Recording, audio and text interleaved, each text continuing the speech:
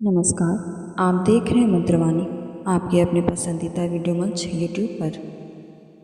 पितृपक्ष का समय हमारे पूर्वजों को याद करने और उनका आशीर्वाद पाने का सबसे पावन अवसर है। कभी कभी हमारे जीवन में आने वाली कठिनाइयाँ, बार बार असफलता, विवाह में विलंब, संतान सुख में बाधा, यह सब पितृदोष के कारण भी हो सकता है। शिव जी को पितरों का अधिपति कहा गया है, अतः उनका स्मरण और विशेष मंत्र जप पितृदोष को शांत करता है और पितरों को तृप्त करता है।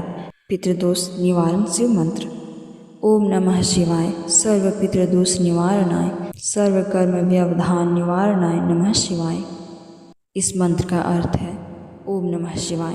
हे शिव, मैं आपको नमस्कार करता हूँ। सर्व पितृदोष निवारणाय, सभी प्रकार के पितृदोष का निवारण हो। सर्व कर्म व्यवधान निवारणाय, जीवन में जो भी बाधाएं हैं उनका नाश हो। नमः शिवाय। फिर से शिव को प्रणाम।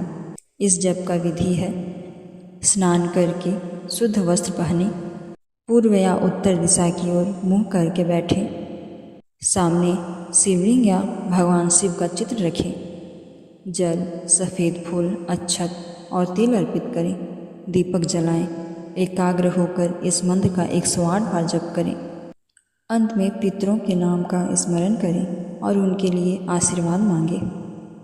इस जप को करने का समय सर्वश्रेष्ठ समय है, सुबह ब्रह्म मुहूर्त या संध्या समय।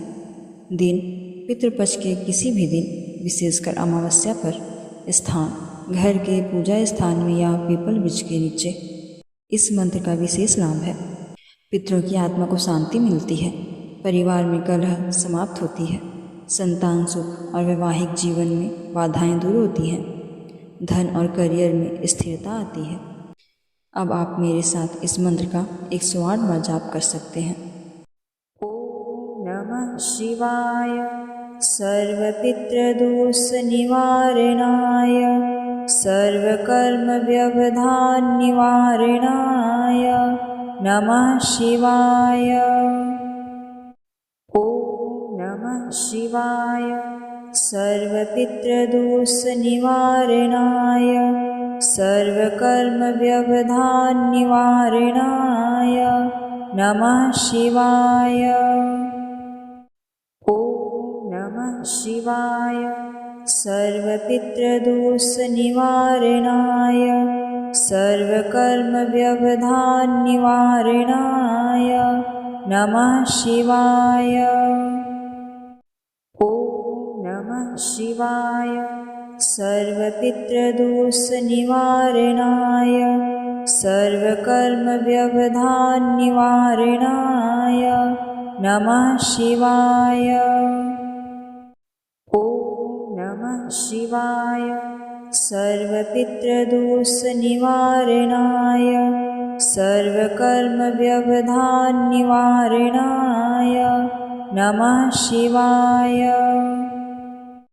ओम नमः शिवाय सर्वपितृदोष निवारणाय सर्वकर्म व्यवधान निवारणाय नमः शिवाय। ओम नमः शिवाय सर्वपितृदोष निवारणाय सर्वकर्म व्यवधान निवारणाय नमः शिवाय। ओम नमः शिवाय सर्वपितृदोष निवारणाय सर्वकर्म व्यवधान निवारणाय नमः शिवाय। ओम नमः शिवाय सर्वपितृदोष निवारणाय सर्वकर्म व्यवधान निवारणाय नमः शिवाय। ओम नमः शिवाय सर्वपितृदोष निवारणाय सर्वकर्म व्यवधान निवारणाय नमः शिवाय।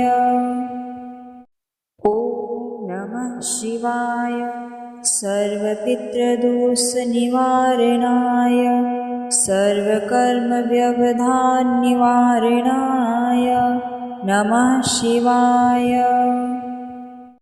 ॐ नमः शिवाय। सर्वपितृदोषनिवारणाय सर्वकर्मव्यवधाननिवारणाय नमः शिवाय। ॐ नमः शिवाय। सर्वपितृदोषनिवारणाय सर्वकर्मव्यवधाननिवारणाय नमः शिवाय। ॐ नमः शिवाय। सर्वपितृदोषनिवारणाय सर्वकर्मव्यवधाननिवारणाय नमः शिवाय। ॐ नमः शिवाय। सर्वपितृदोषनिवारणाय सर्वकर्मव्यवधाननिवारणाय नमः शिवाय। ॐ नमः शिवाय। सर्वपितृदोषनिवारणाय सर्वकर्मव्यवधाननिवारणाय नमः शिवाय। ॐ नमः शिवाय। सर्वपितृदोषनिवारणाय सर्वकर्मव्यवधाननिवारणाय नमः शिवाय। ॐ नमः शिवाय। सर्वपितृदोषनिवारणाय सर्वकर्मव्यवधाननिवारणाय नमः शिवाय। ॐ नमः शिवाय। सर्वपितृदोषनिवारणाय सर्वकर्मव्यवधाननिवारणाय नमः शिवाय। ॐ नमः शिवाय। सर्वपितृदोषनिवारणाय सर्वकर्मव्यवधाननिवारणाय नमः शिवाय। ॐ नमः शिवाय।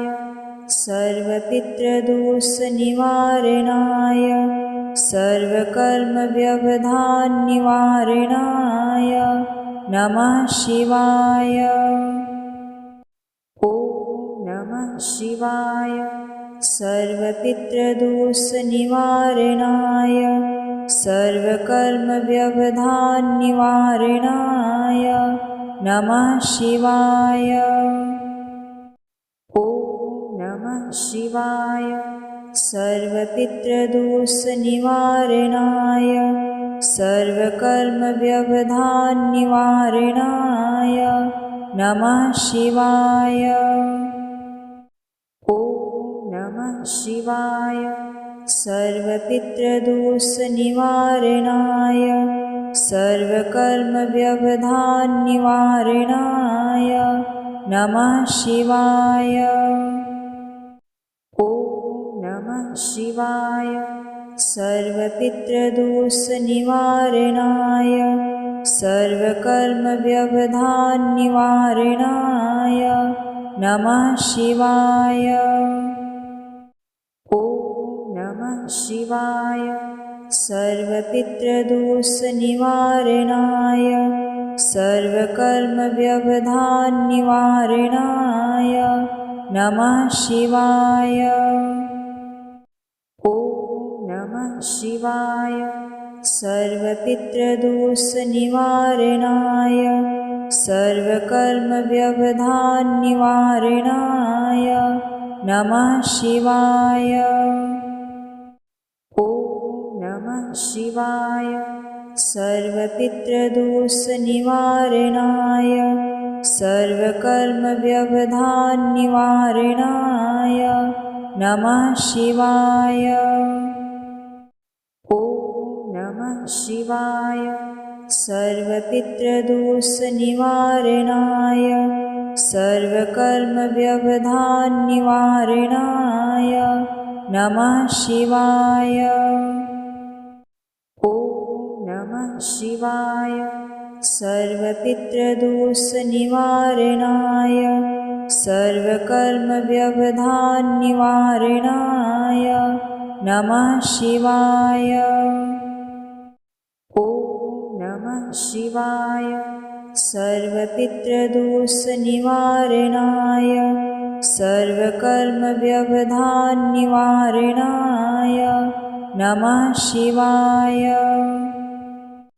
ॐ नमः शिवाय सर्वपितृदोषनिवारणाय सर्वकर्मव्यवधाननिवारणाय नमः शिवाय। ॐ नमः शिवाय सर्वपितृदोषनिवारणाय सर्वकर्मव्यवधाननिवारणाय नमः शिवाय।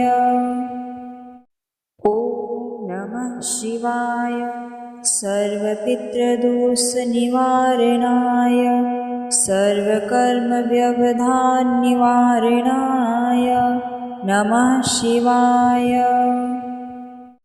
ॐ नमः शिवाय सर्वपितृदोषनिवारणाय सर्वकर्मव्यवधाननिवारणाय नमः शिवाय।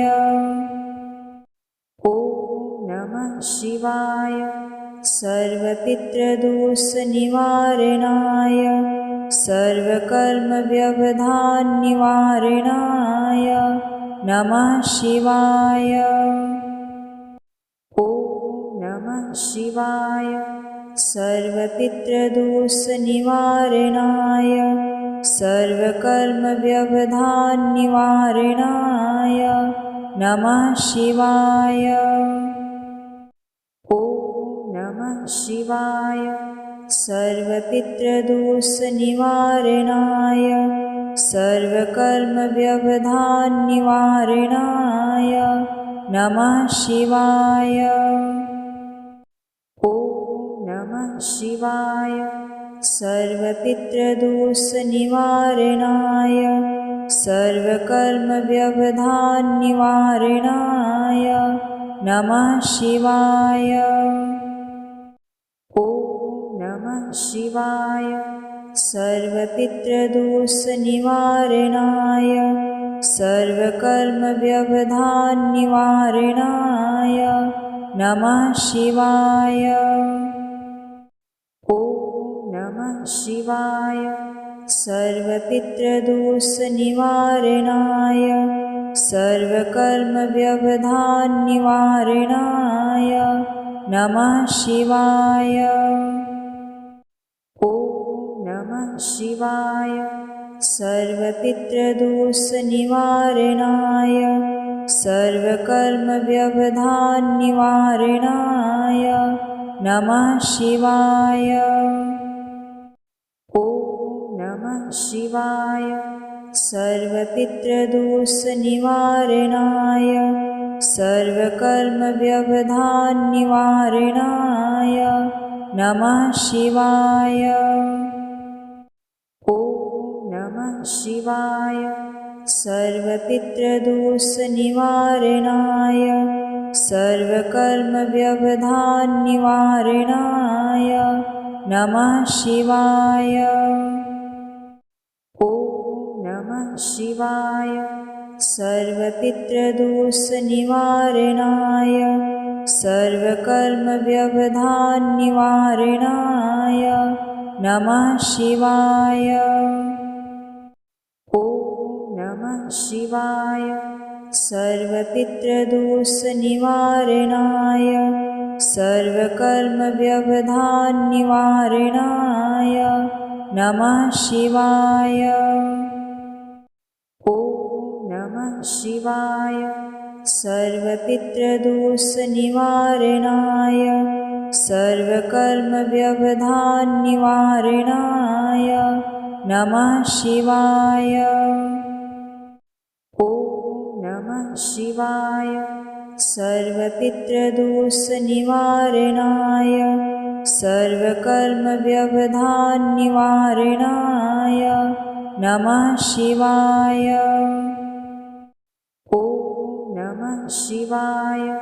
सर्वपितृदोषनिवारणाय सर्वकर्मव्यवधाननिवारणाय नमः शिवाय। ॐ नमः शिवाय। सर्वपितृदोषनिवारणाय सर्वकर्मव्यवधाननिवारणाय नमः शिवाय। ॐ नमः शिवाय। सर्वपितृदोषनिवारणाय सर्वकर्मव्यवधाननिवारणाय नमः शिवाय। ॐ नमः शिवाय। सर्वपितृदोषनिवारणाय सर्वकर्मव्यवधाननिवारणाय नमः शिवाय। ॐ नमः शिवाय। सर्वपितृदोषनिवारणाय सर्वकर्मव्यवधाननिवारणाय नमः शिवाय। ॐ नमः शिवाय। सर्वपितृदोषनिवारणाय सर्वकर्मव्यवधाननिवारणाय नमः शिवाय। ॐ नमः शिवाय। सर्वपितृदोषनिवारणाय सर्वकर्मव्यवधाननिवारणाय नमः शिवाय। ॐ नमः शिवाय। सर्वपितृदोषनिवारणाय सर्वकर्मव्यवधाननिवारणाय नमः शिवाय। ॐ नमः शिवाय। सर्वपितृदोषनिवारणाय सर्वकर्मव्यवधाननिवारणाय नमः शिवाय। ॐ नमः शिवाय। सर्वपितृदोषनिवारणाय सर्वकर्मव्यवधाननिवारणाय नमः शिवाय। ॐ नमः शिवाय। सर्वपितृदोषनिवारणाय सर्वकर्मव्यवधाननिवारणाय नमः शिवाय। ॐ नमः शिवाय। सर्वपितृदोषनिवारणाय सर्वकर्मव्यवधाननिवारणाय नमः शिवाय।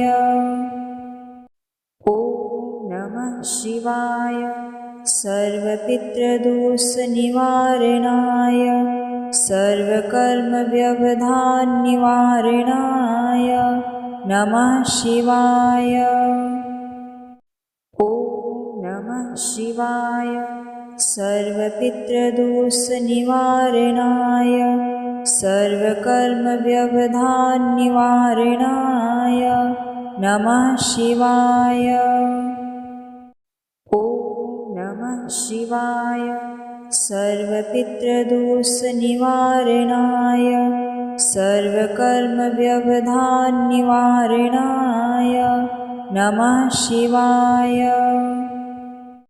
ॐ नमः शिवाय। सर्वपितृदोषनिवारणाय सर्वकर्मव्यवधाननिवारणाय नमः शिवाय। ॐ नमः शिवाय। सर्वपितृदोषनिवारणाय सर्वकर्मव्यवधाननिवारणाय नमः शिवाय। ॐ नमः शिवाय। सर्वपितृदोषनिवारणाय सर्वकर्मव्यवधाननिवारणाय नमः शिवाय। ॐ नमः शिवाय। सर्वपितृदोषनिवारणाय सर्वकर्मव्यवधाननिवारणाय नमः शिवाय। ॐ नमः शिवाय। सर्वपितृदोषनिवारणाय सर्वकर्मव्यवधाननिवारणाय नमः शिवाय। ॐ नमः शिवाय। सर्वपितृदोषनिवारणाय सर्वकर्मव्यवधाननिवारणाय नमः शिवाय। ॐ नमः शिवाय। सर्वपितृदोषनिवारणाय सर्वकर्मव्यवधाननिवारणाय नमः शिवाय। ॐ नमः शिवाय। सर्वपितृदोषनिवारणाय सर्वकर्मव्यवधाननिवारणाय नमः शिवाय। ॐ नमः शिवाय। सर्वपितृदोषनिवारणाय सर्वकर्मव्यवधाननिवारणाय नमः शिवाय। ॐ नमः शिवाय। सर्वपितृदोषनिवारणाय सर्वकर्मव्यवधाननिवारणाय नमः शिवाय। ॐ नमः शिवाय।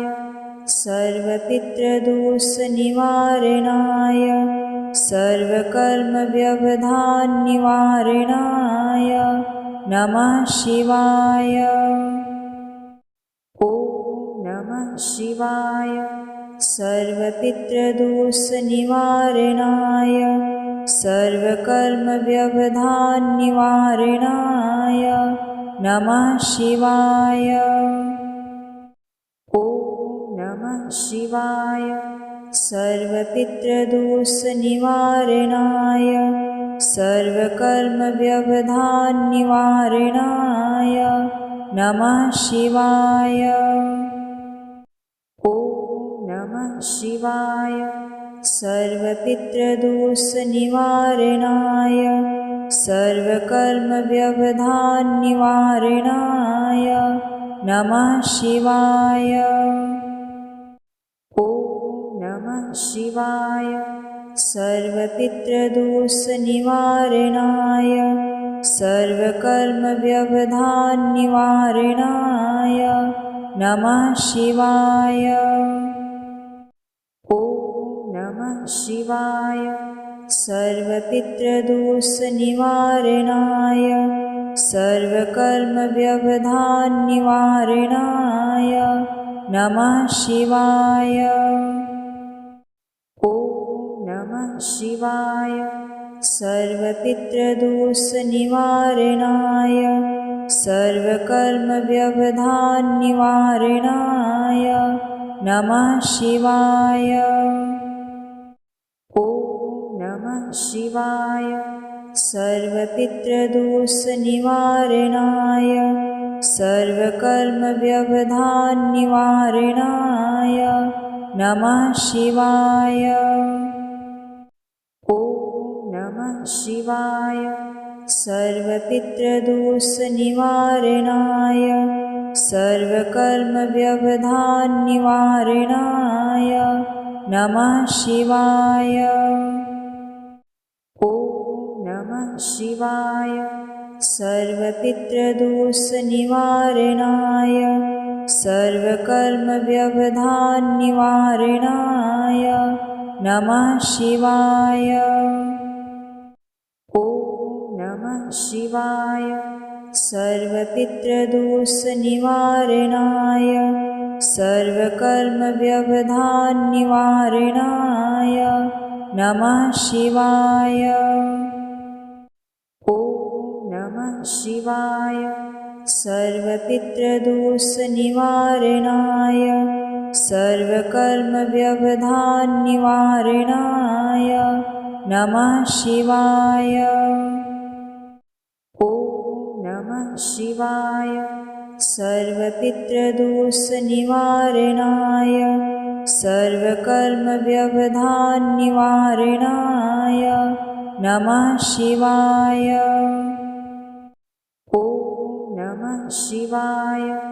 सर्वपितृदोषनिवारणाय सर्वकर्मव्यवधाननिवारणाय नमः शिवाय। ॐ नमः शिवाय। सर्वपितृदोषनिवारणाय सर्वकर्मव्यवधाननिवारणाय नमः शिवाय। ॐ नमः शिवाय। सर्वपितृदोषनिवारणाय सर्वकर्मव्यवधाननिवारणाय नमः शिवाय। ॐ नमः शिवाय।